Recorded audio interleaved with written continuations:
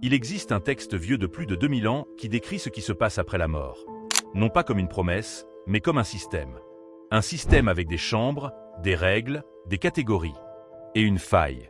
Une faille que ceux qui l'ont lu, il y a des siècles, ont préféré ne jamais expliquer publiquement. Ce texte ne dit pas simplement qu'il existe un au-delà. Toutes les traditions disent cela. Ce qu'il affirme est différent et bien plus dérangeant. L'au-delà serait un espace d'attente, divisé, imparfait, où certaines âmes se retrouveraient au mauvais endroit. Pas parce qu'elles auraient mal vécu, mais à cause des circonstances de leur mort, un facteur sur lequel elles n'avaient aucun contrôle. Et le texte va plus loin encore. Il affirme que ces âmes le savent, qu'elles attendent, qu'elles réclament une correction promise, mais jamais arrivée. Ce document a été retiré des écritures approuvées il y a environ 1700 ans, officiellement, pour des raisons de doctrine. Mais en creusant dans les commentaires de ceux qui l'ont étudié de près, une autre explication émerge. Ce texte n'était pas seulement différent. Il était trop précis, trop cohérent pour être ignoré facilement, et trop dérangeant pour être défendu publiquement. Alors on l'a laissé de côté. Pas réfuté. Simplement, mis à l'écart.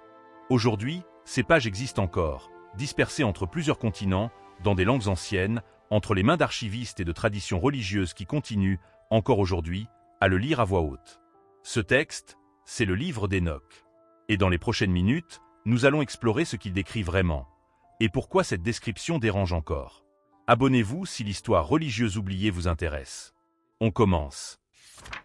Pour comprendre pourquoi ce texte dérange autant, il faut d'abord comprendre où il a été trouvé, et pourquoi il a disparu si longtemps. À la fin du XIXe siècle, des archéologues explorent une tombe en Égypte. À l'intérieur, un livre. Ses pages sont en parchemin, le texte en grec, et son contenu décrit avec une précision inhabituelle ce qui arrive à l'âme humaine après la mort.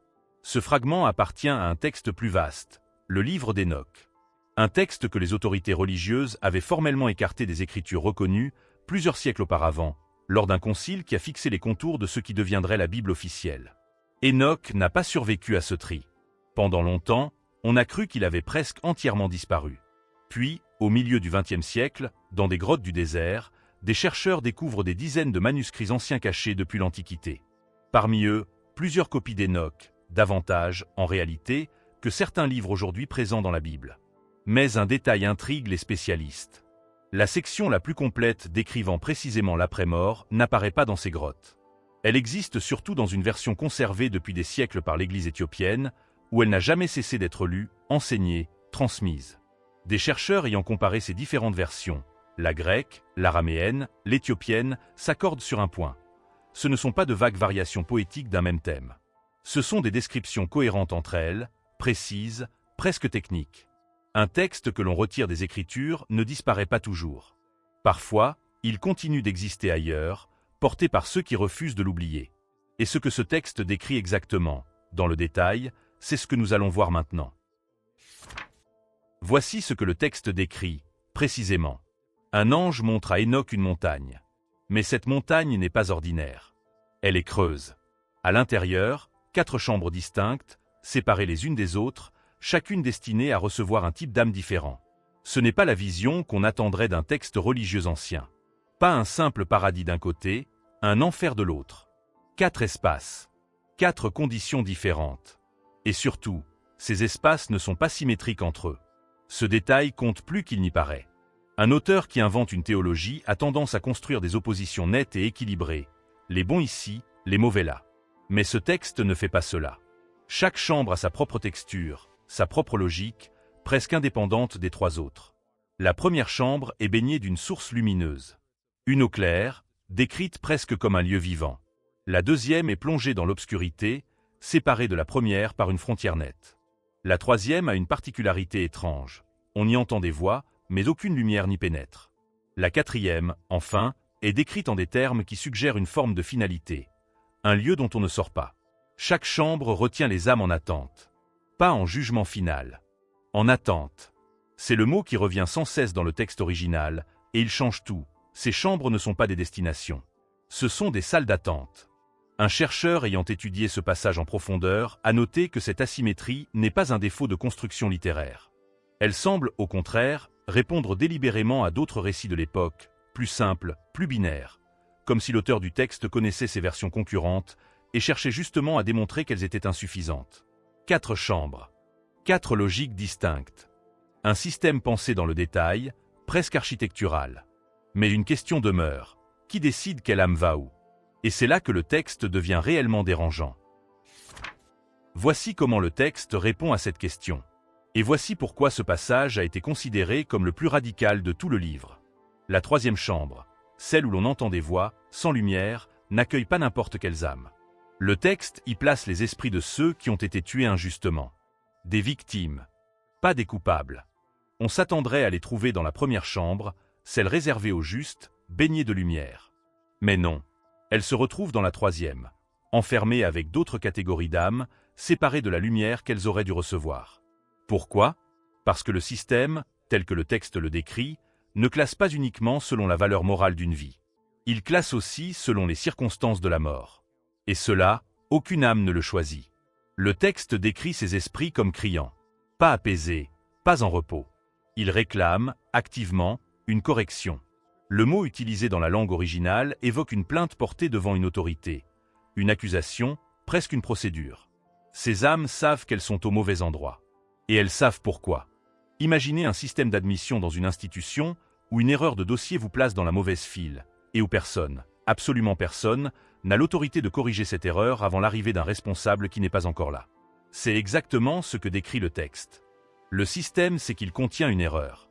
Il l'a lui-même documentée. Et il précise que cette erreur ne sera corrigée qu'au moment d'un jugement final. Un jugement qui, au moment de l'écriture du texte, n'a pas encore eu lieu. Ce n'est pas un détail secondaire. C'est une affirmation théologique presque inédite pour l'époque, un au-delà qui reconnaît lui-même sa propre imperfection. La plupart des traditions religieuses présentent l'au-delà comme un ordre parfait, immédiat, incontestable. Ce texte fait l'inverse. Il documente une injustice interne au système et il la laisse ouverte, non résolue, en attente d'une réparation qui n'arrive pas. Une âme innocente, techniquement mal classée, consciente de l'être, sans recours immédiat. C'est cette idée précise, un système avec une faille assumée, qui allait devenir presque impossible à défendre publiquement, quelques siècles plus tard. Une idée aussi précise ne disparaît pas par accident. Elle disparaît parce que quelqu'un décide qu'elle est trop gênante à défendre. Quand les autorités religieuses ont fixé, au IVe siècle, la liste officielle des textes sacrés, Enoch en a été exclu. La raison invoquée, à l'époque, reste vague. Mais des traces plus tardives permettent de mieux comprendre pourquoi ce rejet a été si définitif. Un traducteur influent, responsable quelques décennies plus tard d'une version officielle de la Bible, a laissé des notes où il reconnaît que la description d'Enoch sur l'après-mort posait un problème.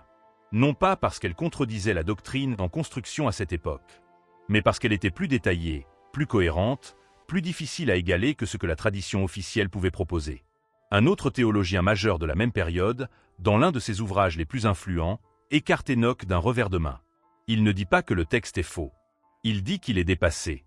Une nuance qui compte, on ne réfute pas ce qu'on juge dépassé. On l'ignore, simplement. Et c'est précisément ce qui s'est passé pendant des siècles. Aucun débat formel. Aucune réfutation argumentée. Juste un silence prolongé. Ce qui rend ce silence encore plus intrigant, c'est ce qui s'est produit bien plus tard.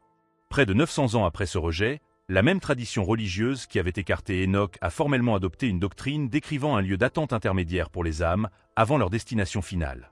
Un espace de correction, de purification, en attente d'un jugement.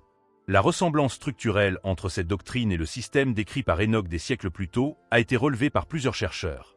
Aucun n'a proposé d'explication définitive. Le sujet est simplement mentionné, puis abandonné, comme s'il était plus commode de constater la coïncidence que de l'expliquer. Pendant ce temps, loin de ces débats européens, une église d'Éthiopie n'a jamais cessé de lire Enoch. Pendant plus de 1500 ans, ce texte a continué à être enseigné, récité, transmis, sans interruption. Ce que l'Occident a choisi d'oublier, quelqu'un d'autre a choisi de le garder vivant. Alors, que reste-t-il de tout cela? Un texte vieux de plus de 2000 ans, qui ne se contente pas d'affirmer qu'un au-delà existe.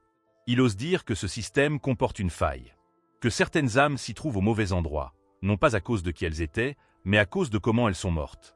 Et qu'elles le savent. C'est cette idée précise, plus que toute autre, que les autorités religieuses de l'époque n'ont pas réussi à intégrer. Non pas l'idée d'une vie après la mort. Cela, presque toutes les traditions l'affirment, d'une manière ou d'une autre. Mais l'idée qu'un tel système puisse être imparfait, et que cette imperfection puisse être documentée, nommée, laissée ouverte sans réponse immédiate. Reconnaître une erreur, c'est accepter une forme de responsabilité envers elle. Peut-être est-ce cela, au fond, que ce texte rendait si inconfortable à défendre publiquement. Les fragments grecs reposent aujourd'hui dans un musée. Les copies araméennes, dans des archives.